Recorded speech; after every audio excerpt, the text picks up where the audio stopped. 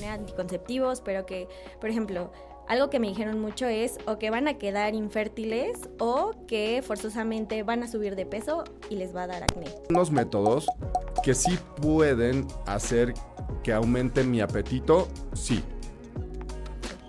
Entonces, si tú sabes que una paciente tiene problemas con eso, que eso es parte de para lo que usas la historia clínica, pues no le vas a recomendar ese tipo de métodos. Buscas otros que la pueden inclusive ayudar con el tema de alimentación. Aumentar mi retención de agua, sí. Entonces, si yo utilizo un método que aumenta la retención de agua, entonces me subo a la báscula, hombre, pues sí voy a ver más peso, pero ese peso extra, la mayoría va a ser de agua. Sí. Que no es lo mismo subir de agua o de músculo o de grasa, claro. ¿no? Es diferente. Pero el tema no es decir, no, ningún anticonceptivo va a retener agua, no es cierto, sí. Ningún anticonceptivo va a ser, no, a ver, cada uno tiene cuestiones diferentes y me van a dar cosas diferentes. Claro. Mi chamba es ayudarte a ti o a cualquier paciente a seleccionar el mejor método anticonceptivo para ti. ¿En qué sentido? En el sentido de que uno, pues logre el objetivo que es evitar un embarazo no planeado. Sí. Y dos, que la cantidad de efectos adversos que te dé ese método a ti sea el menor. Sí. Y entonces lo que hacemos es siempre sopesar el riesgo-beneficio. Si los beneficios son mucho mayores que los riesgos, entonces es una buena opción. Claro. Y así es lo que hacemos con todos los medicamentos. Buscar que los beneficios sean mucho más grandes que los riesgos, pero el decir que que ninguno me va se va a meter nada con el peso, no es cierto. O sea, a ver, sí. Si estoy usando uno que va a aumentarme el apetito y yo no estoy consciente de eso, sí. por supuesto que se va a reflejar en la báscula. Pero bueno, todo parte de que mi chamba es explicar lo bueno y lo malo de cada uno y claro. Entonces ayudar a la paciente a ser consciente de ese método, ¿no? Entonces, hola, bienvenidos a Bebé a Bordo, ¿o no? Soy el doctor Omar Colín, ginecólogo y biólogo de la reproducción. Este podcast va a tratar acerca de temas relacionados a infertilidad, maternidad, ¿o no? ¿Por qué? Pues porque no todas las mujeres hoy día quieren embarazarse o les interesa hablar sobre este tipo de temas.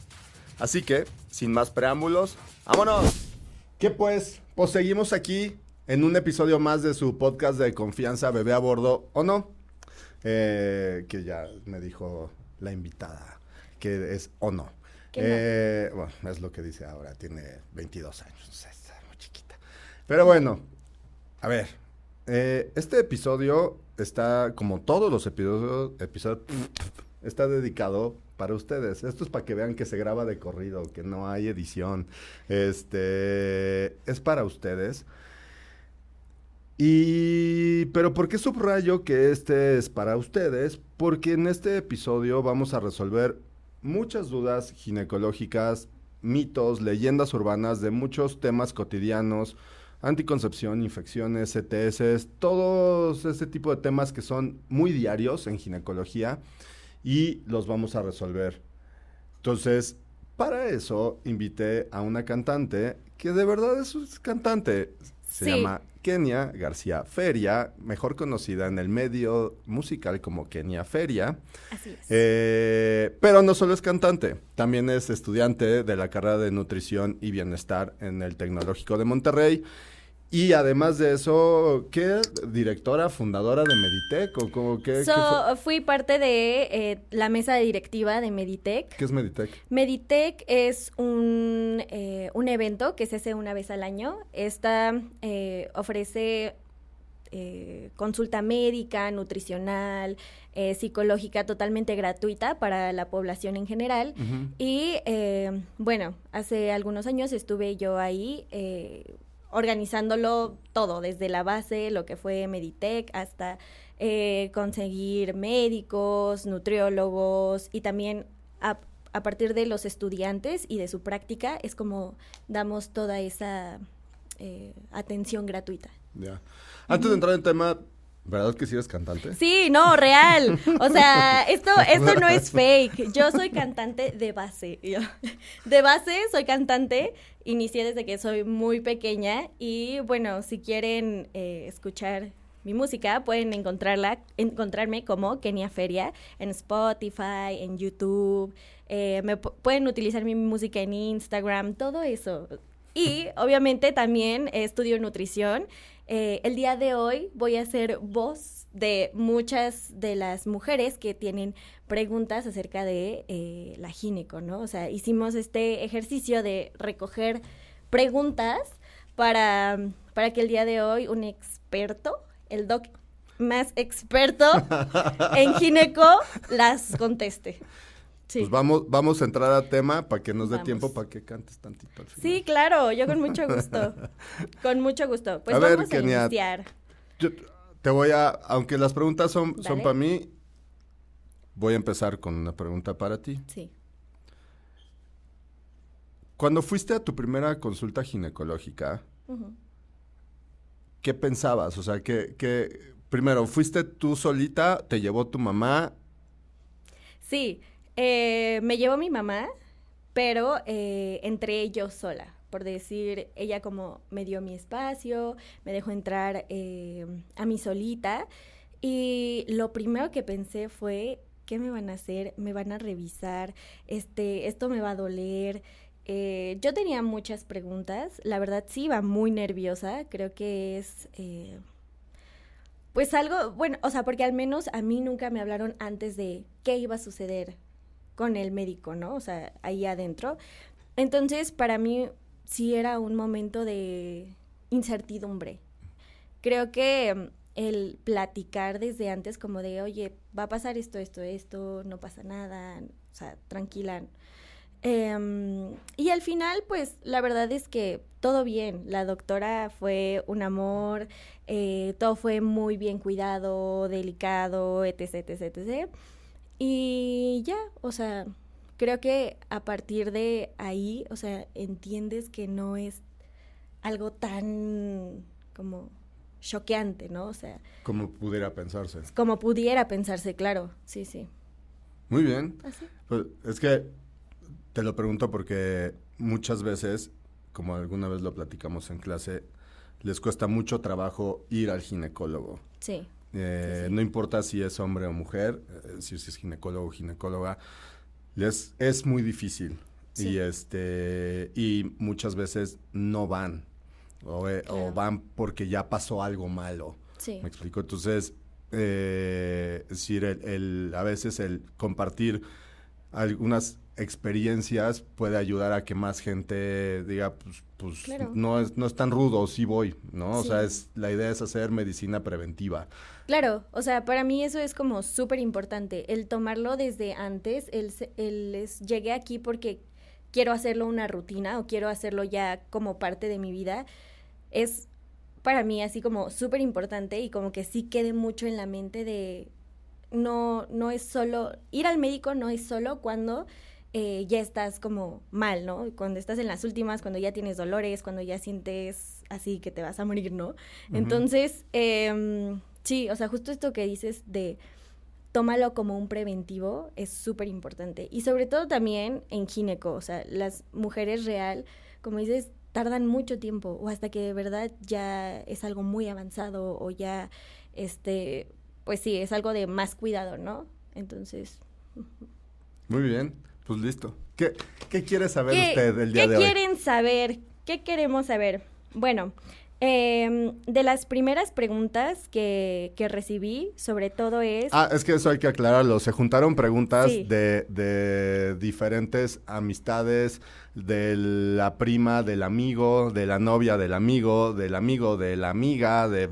todos lados, o sea, se juntaron preguntas de diferentes sectores sí. para tratar de resolver la mayor cantidad de dudas posibles. Sí, justo.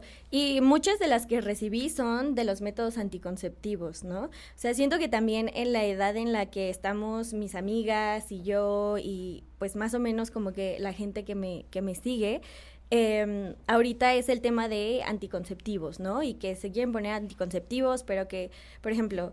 algo que me dijeron mucho es o que van a quedar infértiles o que forzosamente van a subir de peso y les va a dar acné. Así todas, cualquiera. Sí, o sea, sí. Vamos a empezar con eso. A ver, los anticonceptivos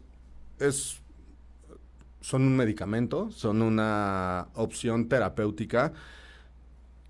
Todos los medicamentos, todos tienen un lado A y un lado B. Sí. Todos. No hay un medicamento, por muy simplón que se vea, que no tenga un lado A y un lado B. Sí. ¿A qué me refiero con esto? Que todos los métodos anticonceptivos tienen puntos a favor y puntos en contra.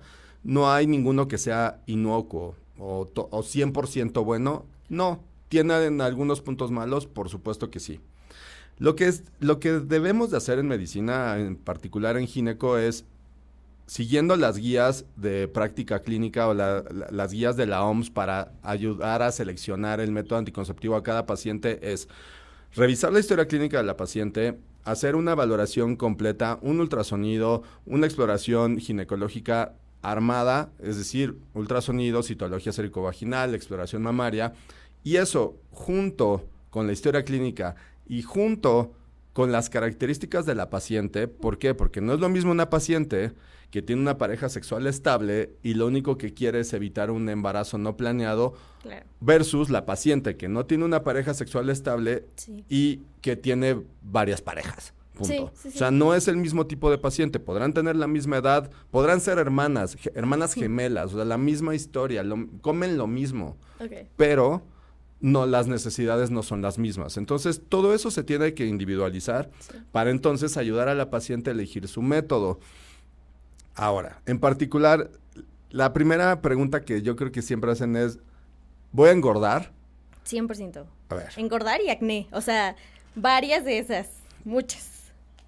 Hay algunos métodos que sí pueden hacer que aumente mi apetito, sí. Sí. Entonces, si tú sabes que una paciente tiene problemas con eso, que eso es parte para lo que usas la historia clínica, Claro. pues no le vas a recomendar ese tipo de métodos. Buscas otros que la pueden inclusive ayudar con el tema de alimentación. Claro. ¿Ok? Es decir, sí los hay, sí hay métodos que pueden hacer que me dé un poco más de hambre, sí hay. Sí. Y también hay métodos que pueden aumentar mi retención de agua, sí. Entonces, si yo utilizo un método que aumenta la retención de agua, entonces me subo a la báscula, hombre, pues sí voy a ver más peso, pero ese peso extra, la mayoría va a ser de agua. Sí. Que no es lo mismo subir de agua o de músculo o de grasa, claro. ¿no? Es diferente. Pero al final del día puede que vea ese aumento de peso, sí. Pero lo mismo, no todos los métodos van a producir retención de agua. Inclusive hay métodos que están hechos de derivados de diuréticos o son derivados de diuréticos, y entonces en lugar de retener agua voy a tirar agua. Entonces, Claro, te deshidratas, ¿no? no tanto que te deshidrates, pero no van a hacer que tengas retención de agua, ¿me explico? Sí, Es como decir, ese aumento de peso por retención de exacto, líquido. entonces el tema no es decir, no, ningún anticonceptivo va a retener agua, no es cierto, sí. Ningún anticonceptivo va a ser, no, a ver, cada uno tiene cuestiones diferentes y me van a dar cosas diferentes. Claro. Mi chamba es ayudarte a ti o a cualquier paciente a seleccionar el mejor método anticonceptivo para ti. ¿En qué sentido? Uh-huh. En el sentido de que uno, pues logre el objetivo que es evitar un embarazo no planeado. Sí. Y dos, que la cantidad de efectos adversos que te dé ese método a ti sea el menor. Sí. Y entonces lo que hacemos es siempre sopesar el riesgo-beneficio. Si los beneficios son mucho mayores que los riesgos, entonces es una buena opción. Claro. Y así es lo que hacemos con todos los medicamentos. Buscar que los beneficios sean mucho más grandes que los riesgos. Pero el decir que que ninguno me va se va a meter nada, ¿no? con el peso. No es cierto. O sea, a ver, sí. Si estoy usando uno que va a aumentarme el apetito y yo no estoy consciente de eso, Sí. por supuesto que se va a reflejar en la báscula. Pero bueno, todo parte de que mi chamba es explicar lo bueno y lo malo de cada uno. Y claro. Entonces ayudar a la paciente a ser consciente de ese método, ¿no? Entonces, ahí la respuesta es, ¿sí puede modificar el peso a alguno de los métodos? Sí. ¿De qué depende? De ayudarte a seleccionar el mejor para ti. Ahora, en cuanto al acné, es lo mismo. Hay métodos que me van a ayudar a disminuir el acné, pero también va a haber métodos que sí pueden ayudar a favorecer el acné. Sí. Entonces es lo mismo, o sea, si ya entra a la consulta una paciente que ves que tiene secuelas de acné, por Dios, pues, güey, claro. no seas mala onda, no le ofrezcas un método sí. que sabes que le va a brotar más acné, güey. Sí, o sea, 100%. sé buena onda Sí, y ofrécele uno que le puede ayudar a limpiarle la cara.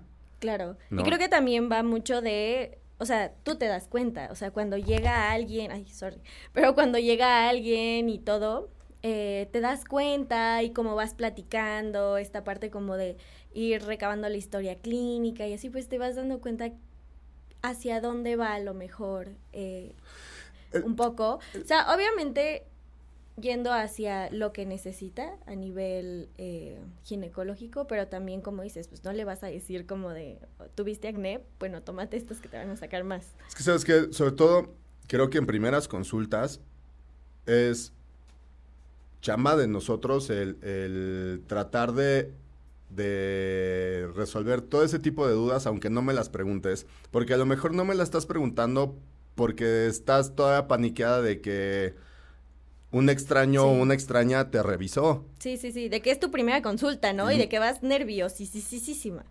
Sí. Por supuesto. Sí. Porque es una revisión muy íntima. No es cualquier revisión. O sea, claro. Con todo respeto a mis amigos y amigas dermatólogos, no es lo mismo ir a enseñarle un grano en la frente a un dermatólogo que una revisión ginecológica, insisto, sin pelucear a mis amigas. Andrea de Villafranca, te amo. No te estoy peluceando, pero sí es una revisión más íntima, entonces implica más y muchas veces no te preguntan nada. Sí. No, mira, experiencia. Hace rato que me preguntabas, yo igual no pregunté nada, o sea, lo que me decía era como de bla, bla, bla, bla, bla, y yo, ok, pero es normal, ¿no? Es como, pues, la primera vez que estás como en ese encuentro, vaya, y sí, totalmente. No, y se entiende, y por eso te digo, creo que mucha de nuestra chamba es en esas primeras, a lo mejor 2 consultas con la misma paciente, el tratar de abarcar dudas que a lo mejor ni siquiera te están preguntando, pero sabes qué pasó por su mente, o de ella, o de su hermana, o de su amiga, o de su compañera de salón, ¿no? Sí. Y otra de las que dijiste es que si los anticonceptivos producen infertilidad. Uh-huh. Ahí sí te puedo decir que ningún anticonceptivo por sí solo, o sea, como efecto adverso, te va a producir infertilidad. El tema es, ahí entra creo que ya uno de los conceptos de leyenda urbana, en donde hay mucha gente que dice, no, pues fulanito y fulanita no se pudieron embarazar porque fulanita utilizó 10 años DIU. Y entonces como usó muchos años pastillas, o usó muchos años DIU, o usó muchos años el que tú me digas, entonces por eso no se puede embarazar, o sea, como secuela de. Sí. ¿Qué pasa? Pues que a lo mejor fulanita empezó a usar anticonceptivos a los 30 y ahora quiere embarazarse a los 40. Y entonces, a lo mejor ahorita no se puede embarazar o le está costando más trabajo embarazarse, no por los 10 años de DIU, sino porque tiene 40 años y le va a costar más trabajo, aunque no hubiera usado nunca un anticonceptivo. Lo que voy es que muchas veces una pareja ya es infértil, pero no lo sabe. Claro, y entonces él o ella fue el anticonceptivo. O sea, a ver, nadie se despierta diciendo, ay, creo que soy infértil, ¿sabes qué? Lo siento en mí, entonces ya no voy a usar anticonceptivos porque yo estoy seguro o segura que soy infértil, entonces mejor ya no uso nada. Nadie hace eso. No. Todos nos asumimos fértiles. Entonces, como todos nos asumimos fértiles, usamos anticonceptivos, pero a lo mejor él o ella ya eran infértil. Claro. Solo que lo descubrieron hasta que intentaron embarazarse y entonces ahí fue donde... Sí, donde cae el mito, ¿no? O sea, como... Y la gente lo relaciona, o sea, la gente, la mamá... No, es que yo creo que usaste mucho tiempo anticonceptivo, porque, pues, esa mamá en su tiempo a lo mejor no utilizó anticonceptivos o era solo preservativo, no sé, ¿no? Entonces es de, en mi tiempo no pasaba. Sí, porque a lo mejor en tu tiempo la búsqueda del primer embarazo era una década antes de lo que es hoy día. Mucho más jóvenes también, ¿no? Sí. Bueno. Entonces, por eso, hoy día a lo mejor vemos más infertilidad la gente lo relaciona con un tema de ciertos usos, como el de los anticonceptivos, y ahí sí no tiene nada que ver. Sí. También esa la hicieron varias veces. Entonces, les voy a avisar cuando salga este capítulo porque lo tienen que ver. tienen que quitarse esa duda. Ese mito lo tienen que deshacer de sus mentes. Bueno, ahora tengo algunas que van acerca de la higiene correcta de la zona B. Número 1, ¿qué jabones se recomienda? ¿Cuál es la higiene correcta? Y también si la depilación con cera y rastrillo en la zona íntima es higiénica. Ok, a ver. Te lo primero, voy a ir repitiendo si quieres. A ver, lo primero ahí es dentro de la vagina ningún tipo de jabón. Nada. A ver, hay que acordarnos que los jabones que tienen perfume, o sea, los que huelen bonito, tienen alcohol.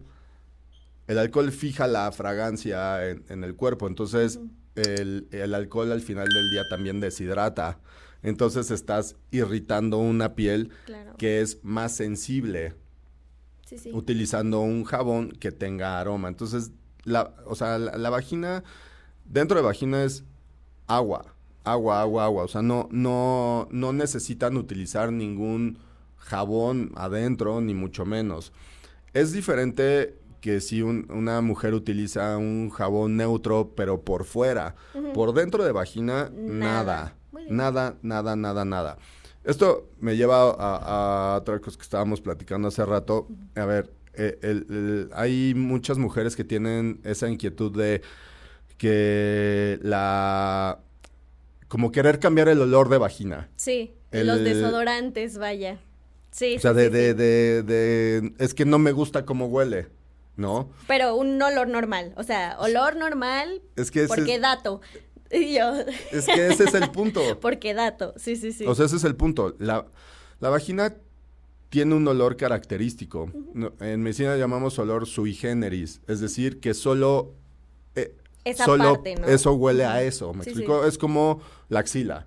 El olor a axila es inconfundible. O sea, cuando a alguien le chilla la ardilla, se sabe que huele es axila. Se sabe. ¿Me explico? Sí. O sea, cuando alguien se hizo pipí, la pipí huele a pipí. Sí. Es un olor característico. Sí. La vagina debe de oler a vagina. Sí. No es algo malo, no es algo que esté equivocado, no es algo que debas de cambiar. A ver, puede o no gustarte el olor, eso es otra cosa, pero no estás enferma. O sea, cuando la vagina huele a vagina, es normal. En algunas ocasiones sí es cierto que ese olor es mucho más fuerte. Sí. O sea, así como la primera pipí del día que está más concentrada huele más a pipí y después va oliendo menos durante el día, lo mismo puede pasar con la vagina. O sea, puede haber momentos donde el olor a vagina es más fuerte de lo que ayer fue. ¿Me explico? Vale. Pero sigue oliendo a vagina. Y esto puede ser por estímulo hormonal. Por lo que comemos.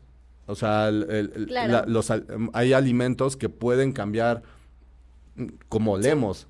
Sí, entonces, va desde el tipo de alimentación, va desde un cambio hormonal, pero no estás infectada, ¿me explico? O sea, porque mientras siga oliendo a vagina, aunque sea más intenso, ese olor es normal. Entonces, no busquen usar un desodorante o un jabón dentro de la vagina para tratar de cambiar ese olor, porque ese olor es el que debe de ser, ¿me explico? O sea, vamos, que te guste o no, eso es otra cosa. Y a veces lo mentalizan como, bueno, pues si hay un desodorante para la axila, para no oler a axila, pues entonces... También hay uno para vagina, para no oler a... Claro. Pero el tema es que si tú utilizas ese tipo de jabones, cambias toda la microbiota de la vagina o Claro. alteras la microbiota de la vagina, y alterar la microbiota de la vagina, entonces vas a cambiar el pH de la vagina y entonces sí te vas a infectar. Claro. Entonces, o sea, ahora sí vas a tener una infección que no tenías, solo Sí, era un claro. tema de que no te gustaba ese olor. Sí. Y sí. ok, se entiende, pero pues así es. Pero pues es normal, sí, sí, también esta parte de, bueno, pues, como dices, así como huelen las axilas, huele la vagina, y también viene de parte del conocimiento corporal, ¿no? Y que un experto te diga como de, es normal, vaya Y también. ahora te regreso el Ping piropo pong. de experta. Vale. ¿Qué comida puede hacer que olamos diferente? Sobre todo las frutas. Siento que las frutas también son... Frutas y verduras cambian también. O sea, el consumo en general que tengas como de tu dieta es importante, ¿no? O sea, desde a lo mejor si consumes más frutas, más verduras, te vas más hacia una dieta mediterránea, sí puede cambiar mucho de estos olores, ¿no? Que si es un consumo más carnívoro. Hay 2 o 3 cosas que puedas decirnos así de tal, tal y tal, te van a cambiar Uy. el olor. Que yo te diga tal, tal y tal te van a cambiar el olor. La O sea, neta, porque yo te puedo decir desconozco. espárragos porque que cambia, pero el olor de la pipí, ¿no? Pero Sí, sí, sí, pero no, o sea, lo que yo sé es que sobre todo las frutas, como son piña, cítricos, sé que pueden cambiar el olor. ok. Ok. Ah, pues, Sí, o sea, sí, sí. sí. O sea, yo siempre que cuando una paciente llega por eso, pues, sí, les digo, es comida y tema hormonal. Entonces, la pregunta es, Claro. entonces, ¿qué dejo de comer o qué como? Entonces, ve con una nutrióloga, porque yo pues, no sé qué decirte en No, cuanto a comida, ¿no? la verdad es que, o sea, como te dije, dietas más carnívoras o yéndose más hacia hidratos de carbono, sí suelen cambiar, o sea, sobre todo como panes, sí, más granos, Ujú. sí cambian los olores a que si vas como a una dieta más con base en verduras y frutas, ¿no? Entonces, Ok. esa parte sí hace el cambio. Ok. Ujú. Ah. Sí, sí. Y bueno, ahora sí, ya era de depilación, ¿no? A ver, Depilación. la depilación a la antigüita, así de, o rasurarse con rastrillo, o depilación láser, luz pulsada, o todo ese tipo de cosas, no van a favorecer un tema de infecciones vaginales. A ver, sí pueden llegar a provocar dermatitis, o sea, inflamación Sí. de la piel de esa zona, una reacción al químico Claro. o al aparato que utilizaron. Sí pueden llegar a producir una foliculitis, se inflaman los folículos. De donde sale Sí pueden llegar a, por ejemplo, cuando se rasuran, o sea, el equivocarse en el sentido del rastrillo y la piel, o sea, del origen del vello y el rastrillo, pueden inflamar y empiezan a salir como puntitos blancos, como granitos blancos. Ok. O literal se enquista, o sea, ese granito se Sí. enquista y la paciente cree que tiene una infección, o lo confunden con una verruga y no es otra cosa más que un folículo que está a punto de reventar. Y eso es por irritación. Si fue provocado por el método de depilación, hombre, sí, pero al final es una irritación de la piel, o sea, no es una infección vaginal, es Sí. una irritación de la piel de la vulva, Claro. que es donde estaban los folículos, que es donde nace el pelito. Entonces, hay pacientes que la luz pulsada, por ejemplo, les irrita muchísimo y llegan a parecer que se quemaron. Uy, Entonces, qué fuerte. no es una infección, no es una infección, o sea, la vagina no está infectada, el Sí, tema es propio del una procedimiento. irritación por el método que utilizaron para la depilación. Claro. Pero sí es cierto que muchas pacientes llegan corriendo pensando que tienen una infección o que la persona que las depiló las infectó. Ay, o qué fuerte. que algo malo pasó en el sitio donde estaban depilándose. Sí. Entonces, pero Digo, no va por ahí. O sea, sí pueden llegar a tener una dermatitis o sí pueden llegar a tener una irritación choncha, sí, pero no es una infección vaginal. Sí. Es Más como a otra cosa. nivel Externo. dermatológico, externo, ok. Es decir, no estoy en contra de que si ellas deciden depilarse, está perfecto, están en todo su derecho. La sugerencia que yo les puedo hacer es, uno, que vayan con personas que sepan hacerlo, que se asesoren bien y que le pregunten a su dermatólogo Claro. si su piel, es que hay personas que tienen una piel muy sensible, entonces si su piel pudiera aguantar X o Y tratamiento de depilación. O eso es lo que yo le sugeriría, Sí, o sea, más que preguntarme a mí, preguntarle al dermatólogo si su piel pudiera aguantar X o Y procedimiento, claro. Sí, eso es muy importante. ¿No? Claro. O sea, ¿por qué? Pues porque pueden hacer una dermatitis por el químico o la máquina que utilizan, ¿no? Sí. Bueno, pues continuamos con las preguntas, porque de verdad hay muchas. Bueno, ahora vamos con ¿cómo identificar una ETS entre una infección? Ya, o sea, me imagino que es bueno, ETS, enfermedad de transmisión sexual, versus una infección que no es de transmisión sexual, ¿no? Sí. Como yo les digo muchas veces a las pacientes en la consulta, la mayoría de las infecciones que no son de transmisión sexual, no todas, pero la mayoría de ellas son muy sintomáticas. O sea, curiosamente, muchas de las enfermedades de transmisión sexual no dan tantos síntomas de inicio como uno quisiera. ¿Por qué digo como uno quisiera? Porque si dieran más síntomas desde el inicio las ETS, muchas más pacientes irían a consulta. Claro. Y entonces podríamos detectarlas a tiempo. Para el tratamiento, ¿cierto? Exactamente. Claro. La mayoría de las ETS, excepto a lo mejor puntualmente herpes, o hepatitis, no son sintomáticas de inicio. Eventualmente sí van a dar síntomas. Pero ya en estadios más avanzados. Pero de inicio no lo van a dar. Por ejemplo, virus del papiloma humano. Virus del papiloma humano, los primeros meses o hasta años, no van a dar síntomas. Claro. Nada. Y no quiere decir que no la tengas, ¿me explicó? Claro. En cambio, otro tipo de infecciones que no son de transmisión sexual, por ejemplo, hongos. A los 7 días o menos ya tiene síntomas, que es comezón.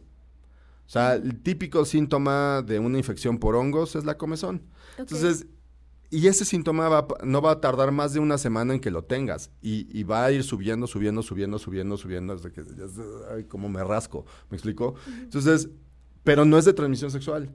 Hay otra que es por un bicho que se llama Gardnerella. Esa bacteria vive también en vagina y se puede dar por cambios de pH, por otras condiciones que no son transmisión sexual. Sí. Y también me va a dar un flujo de diferente olor, de diferente color. O sea, sí me va a dar muchos síntomas al poco tiempo de tenerla. Ardor, ¿sabes? Es el tema, o sea, hay infecciones que no son de transmisión sexual, pero sí son muy sintomáticas. Y hay infecciones de transmisión sexual que no son nada sintomáticas en un inicio. Lo más frecuente, por ejemplo, el virus del papiloma humano, HIV, por supuesto que da síntomas, pero ya más adelante. Sí, claro, ya es clamidia, también es de transmisión. O sea, las 3 más frecuentes de transmisión sexual son virus del papiloma humano, HIV y clamidia. Y esas 3 de inicio no me van a dar síntomas. Okay. Entonces, digo que ojalá dieran alguna otra señal de vida para entonces buscarlas con mayor anticipación, ¿no? Entonces, por eso es que para esas, lo que les rogamos a todas las pacientes es que vayan cada año revisión ginecológica para justamente de rutina hacerles la citología, clamidia, o sea, hacer todos los estudios. Claro. Porque a lo mejor no tiene síntomas, pero no quiere decir que no la tenga. No, claro, sí. Sí. Pues ahí está. Vamos con más, porque tenemos muchas.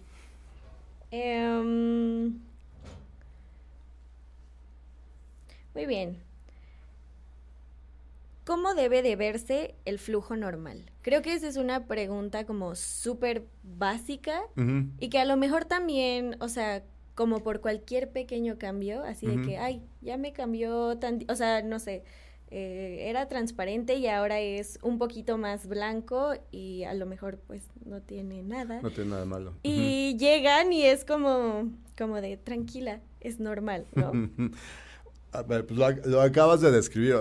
A ver, lo primero que creo que es importante entender es que el moco vaginal va a cambiar durante el ciclo. O sea, el moco vaginal responde a un estímulo hormonal.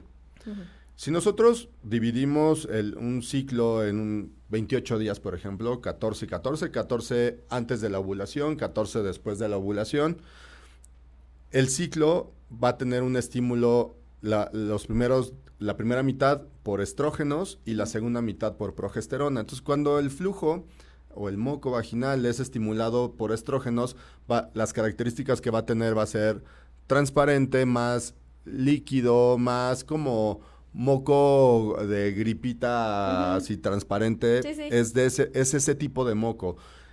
Conforme nos vamos acercando hasta el estímulo de progesterona, que es del día 14 en adelante, ese moco que era transparente, más líquido, que se estiraba más, nosotros, la palabra es filante, o sea que lo puedes estirar y se ve el hilito de moco.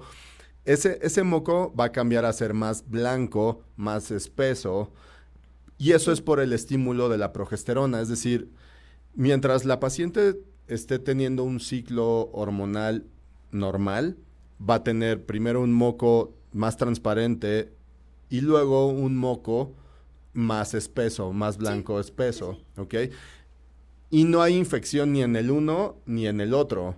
El tema es que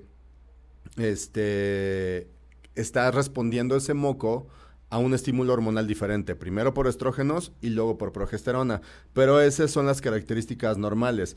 Esto quiere decir que si, por ejemplo, una paciente está utilizando un método anticonceptivo que solo tiene progesterona, entonces todo el tiempo el moco va a ser blanco más espeso, porque todo el tiempo está recibiendo estímulo de progesterona. Así es. ¿No? Entonces, lo importante aquí es que sepan que ese cambio en las características del moco de transparente a blanquecino no es malo, no es una patología, es por un estímulo hormonal. Claro. Y también como que esto que se sepa como de esos cambios son normales, ¿no? Totalmente. O sea, porque también cuando no lo sabes, pues te asustas, ¿no? Y dices como de, no, ya me dio algo, ¿no? Sí. Ya me dio algo, ya tengo algo. Pero justo también son preguntas como súper base, que está como muy padre que las mujeres conozcan. A ver, aquí algo muy importante es que siempre aprendan a conocer su cuerpo. Claro. ¿Por qué? Porque eso les va a permitir identificar cambios, por ejemplo, en glándula mamaria. O sea, es muy importante la autoexploración, es muy importante el que conozcan sus boobs. ¿Por qué? Porque de esa manera va a ser mucho más fácil que identifiquen una bolita. Claro, algo anómalo, ¿no? O sea, algo que no siempre está. No va a haber persona que conozca mejor tu cuerpo que tú misma. Entonces, parte de tu salud femenina es que conozcas tu cuerpo y eso te va a permitir a ti darte cuenta de cualquier cambio y eso va a hacer que pues acudas a pedir ayuda. Claro, y lo más temprano que se pueda, ¿no? O sea, sí, claro. Sí. Sí. Continuamos. ¿Cuándo se recomienda utilizar óvulos y cuándo no? Óvulos, me imagino, para infección. Depende del bicho. O sea, hay infecciones que el tratamiento es vía oral. O sea, ahí sí, no es que sea mejor óvulo vaginal o tomado. Oral, ajá. No va por ahí. Hay bichos que el tratamiento es 100% vaginal y hay bichos que el tratamiento es vía oral. Entonces, depende del bicho, es el tipo de tratamiento que le vas a dar o es el tipo de medicamento que le vas a dar. O inclusive, si también se lo tienes que dar a su pareja. Claro. ¿No? Y Sí, ahí, sí. depende de eso. No es uno mejor que otro, solo depende del sapo es la pedrada. Muy bien. Excelente. Oye, y regresando justo, o sea, porque la tenía aquí abajo, regresando justo a la parte de ETS, Ajá. me preguntan, ¿qué pasa si tienes una ETS que sigue después del diagnóstico? Bueno, es que aquí la pregunta es depende, grande, ¿no? porque depende muchísimo de qué bicho, de qué ETS estemos hablando. O sea, si nos vamos a la estadística, la más frecuente va a ser virus del papiloma humano, ¿no? Es la ETS más frecuente en muchas partes del mundo, incluyendo México. Entonces, hablando de virus del papiloma humano, lo primero, primero pues es el proceso de la citología, ¿no? Si la citología cervicovaginal sale positiva, entonces, o nos da ciertos datos, entonces tenemos que hacer una colposcopía con toma de biopsia. Para poder determinar el alcance del daño que ha hecho el bicho. Una vez que podamos determinar el daño o el estadio o la etapa en la que está la enfermedad, entonces eso nos permite a nosotros establecer el tratamiento. Dentro de los estudios también se me pasó a decir, es a identificar qué tipo de BPH es, o sea, cuál serotipo de BPH es, porque acuérdense que hay más de 200 serotipos, unos de bajo riesgo y otros de alto riesgo. Entonces, parte del diagnóstico es identificar el alcance de la lesión y quién la provocó, o sea, nombre y apellido. Claro. Y entonces eso a mí me permite establecer un tratamiento que puede ir desde aumentar la ingesta de antioxidantes o iniciar la ingesta de antioxidantes, cambiar hábitos como el tabaquismo, el sugerir también que la pareja vaya con el urólogo para su revisión, Claro. Hasta tratamientos un poquito más fuertes como es una crioterapia o mucho más fuertes como es un cono. Okay.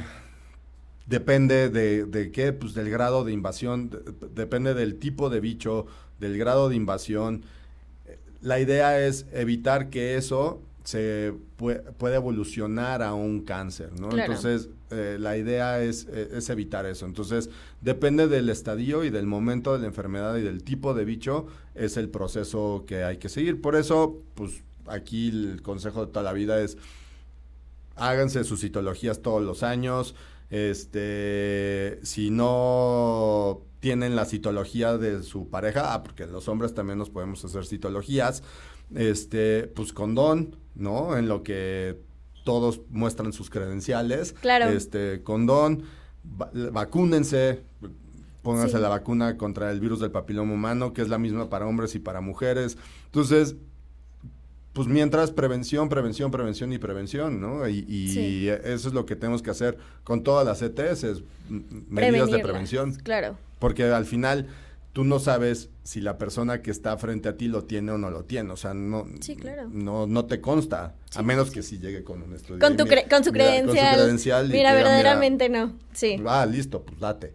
Pero normalmente Sí, no no. pasa eso. Entonces, No. pues ante la duda, pues mejor pienso que sí la tiene. Sí, claro, claro. Muy bien. Continuamos. Mira, justo hablando del VPH, los hombres que tienen VPH también deben de vacunarse. ¿Cómo puede prevenirse y dejar de infectar? A ver, cualquier ETS, es decir, la mujer no la adquiere sola o el hombre no la adquiere solo. Como que cualquier ETS, alguien tuvo que haberlo infectado a él y él a su vez infectar a alguien, y así, ¿no? Sí, sí. Los hombres es lo mismo, o sea, si no sabemos qué onda con la otra persona, por más guapa que esté, por más que sea de la universidad más cara, no importa, pues tú no sabes. Claro. Entonces, pues métodos de barrera. Primer paso, métodos de barrera. Bueno, en realidad, primer paso, vacúnense. O sea, la vacuna también es para los hombres. Sí. Es la misma marca, mismo esquema, es lo mismo todo. Entonces, vacuna. 2, pues si no sabes qué onda con ella, pues método de barrera. Claro. Punto. Sí. O sea, es por ti.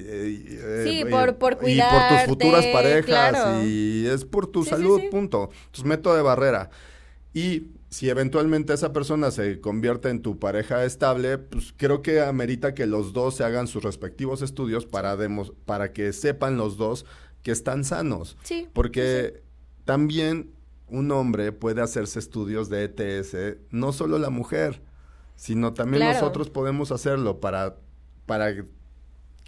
nosotros saber que no tenemos nada y cuidar a nuestra pareja de... Pues yo no te voy a infectar, ¿me explico? Claro, es como de no solo de un lado está la responsabilidad, ¿no? O sea, los dos como personas que van a entrar a una relación, pues tienen que mostrar las credenciales. Sí, eso es que muchas veces es solo de alguna manera se asume que solo la mujer tiene que hacerse ese chequeo y no, también nosotros estamos obligados a hacerlo por nosotros, ¿no? O sea, es decir, ustedes pueden demostrarle a su pareja con una credencial legal de, mira, no tengo nada, ¿no? Pero tu güey muchas veces no puede hacer eso.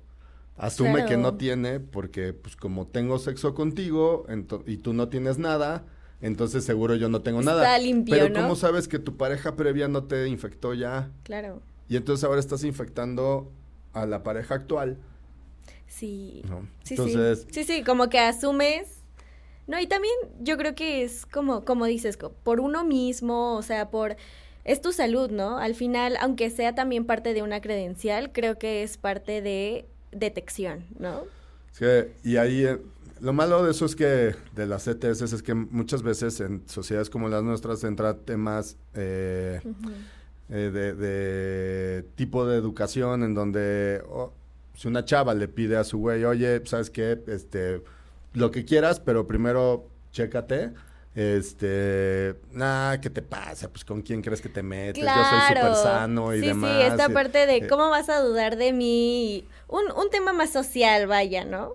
Y es de, güey, o sea, sí es por mí, pero también es por ti, porque qué tal que tienes algo y no quiere decir que te voy a cortar, solo si... Trátate. ¿Listo? Trátate, sí, y claro. ya es por ti, güey. Sí, ¿no? sí, 100%. Entonces, pero sí, ahí entran otro tipo de temas. Sí. Oye, perdón, pero... se nos acabó el pero tiempo. se nos acabó el tiempo. Sé que quedaron muchas dudas ahí. Sí, y sí. y está bien, o sea, sigan preguntando, sigan pero mandando preguntas es un buen y demás. inicio. Quiero dar el anuncio de, hey, si tienen dudas, escríbanlas, para nosotros juntarlas y poder írselas resolviendo, porque también va a haber otros episodios con Kenia, pero en esta ocasión el tiempo se nos acabó y tenemos que decir adiós. Antes, bueno, primero, muchísimas gracias, Kenia, por estar aquí. Yo sé que acabas de presentar ayer tu Ceneval y ya pasaste, ya prácticamente ya eres nutrióloga, muchas felicidades. Gracias por darte el tiempo de estar aquí ayudándome a resolver dudas que también tú ayudaste a juntar entre tus amistades y demás. Entonces, de verdad, muchísimas gracias por el apoyo, gracias por estar aquí. Por eso te ganaste tu termito. Y bueno, pues nada, muy pronto Kenia ya va a poder dar consulta de nutrición. Sí, así es. Entonces, así que la pueden buscar, pero además también la pueden escuchar en Spotify y en YouTube. En todas las plataformas. ¿Cómo se llama tu canción? Madrid. Busquen Madrid por Kenia Feria. Así es. Escúchenla. ¿Hay alguna otra canción? Linda. Por ahora está Madrid, la acabamos de sacar. Prontamente vamos a sacar mucho más música. También ya yo como escritora, yo como solista. Bueno. Y pues muchas gracias también, Doc. La verdad es que me la pasé muy bien. Justo todo esto de resolver dudas desde la base y obviamente con un profesional, o sea, que se informen con un profesional, para mí también es muy importante, ¿no? O sea, el comunicar esta parte de la prevención, del cuidado, del tratamiento. Entonces, yo feliz y espero pronto poder volver para resolver las 1001 dudas que se quedaron por ahí. ¿Quieres cantar algo? Yo no Claro voy a que cantar. sí. Sí, pero si el doctor canta conmigo. Claro. Ya he convivido con músicos toda mi vida y Jorge no me dejará mentir, pero no canto ni madre.